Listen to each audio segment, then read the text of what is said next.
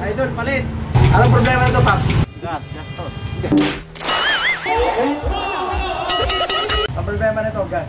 Gastos.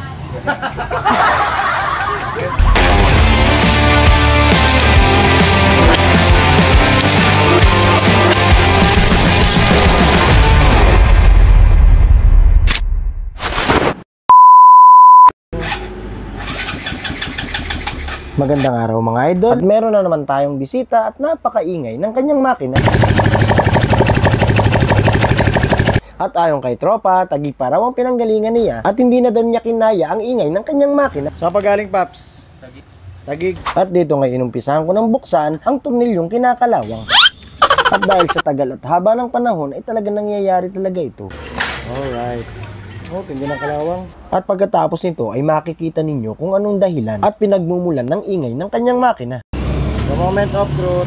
Mas gusto ko pa nga may gas-gas to kaysa sa connecting rod. Pag connecting rod, di problema talaga eh. Naku, gas-gas nga yan, no? Tama mo? Yun, ang lalim. Kayod na. Yan. Yan, no? Yan yung maingay, Pops, no? Oo, may ingay yan. Oh, kayod na kayo dito. Sana walang tama Conrad. Pag may tama kasi to, naku, alog, Paps. Alog ang connecting rod, ang lakas. Lakas ang alog. Kita ba dyan? Ayun. Ayun, ang lakas, oh. Bibiyakin yan, Paps. Mapapagastos ka dyan. At dito nga po inumpisahan ko ng ibaba ang kanyang makina dahil no choice at ito lang ang tanging paraan upang marisolba ang problema niya sa kanyang makina.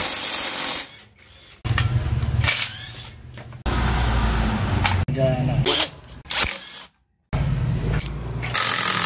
Okay.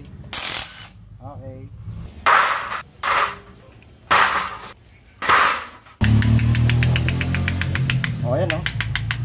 At kung bakit ang piston niya ay nagkaroon ng gas-gas, simple lang ang tanging explanation dito. At dahil sa connecting rod na may alog ay nagkatama rin ang kanyang piston. Humahampas kasi ito sa ating cylinder wall. Kaya naman nagdudulot ito ng matinding ingay kapag ang ating connecting rod ay may alog. At sa haba ng panahon, 11 years na daw ang motor na ito. At masasabi kong sulit na talaga sa tagal ng panahon ng serbisyo niya. Hawak ko na agad kanina, sagad na ko may tama.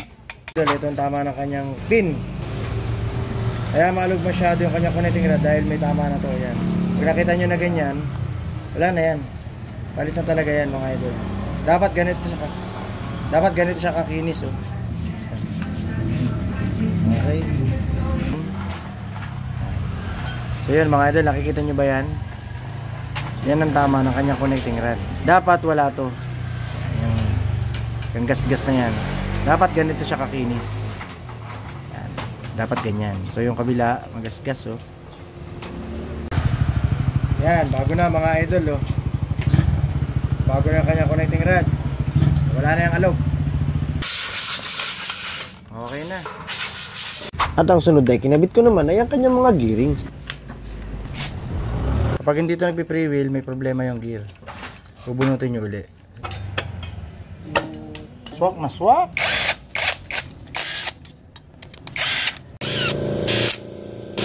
Mapapansin nyo, may mga sobra-sobra. Habang malambot pa yan, pinupunasan na to mga idol. Yan. Para hindi masagwa tignan, di ba? Malinis yung trabaho. Malinis din yung makina. So yan mga idol, kapag ang timing chain natin ganito, masikip na siya, naninikit na ganyan. Kailangan na to palitan pag ganito. Ito banda, gas-gas. Gas-gas na yan dyan. Kasi pag bago ganito, yan, ito wala pang langis, oh. Pag ginaganyan mo yan, tumutuwid siya, tuwid talaga. Wala pa lang isa, pero ito yung bago. So tignan natin itong luma, oh, pag ginaganyan natin. Ganyan. Kailangan palitan na yan mga idol.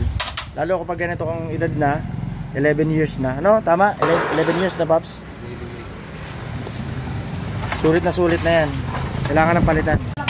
Idol, pag ganito ng kaitim, yung mga guide natin, timing chain guide, kailangan natin palitan. Sobrang lutong na nito eh. Ilan taon na to, Pops? 11 years.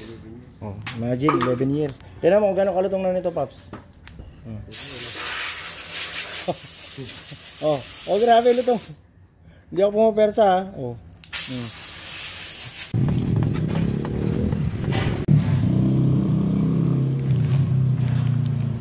Dowel pin. Nagpagawa dito dati, Pops, eh. Sabi niya, Paps, ang tahimik na ng motor ko nung umuwi ako ng bahay. Kaso problema, ang problema, pagdating niya ng bahay, yung misis daw niya yung maingay.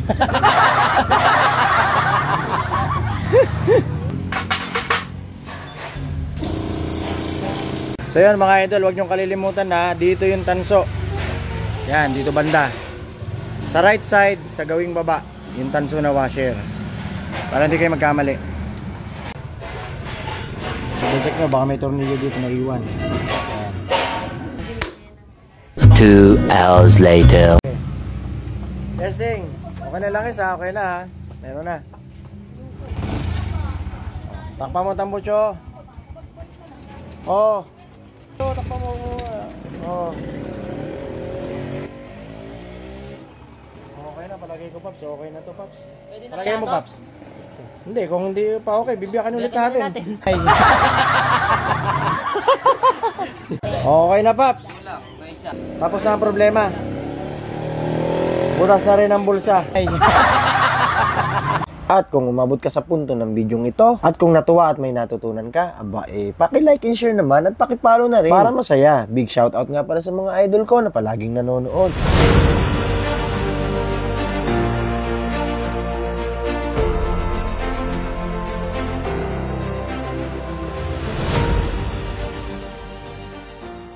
Hanggang sa muli. Bye-bye!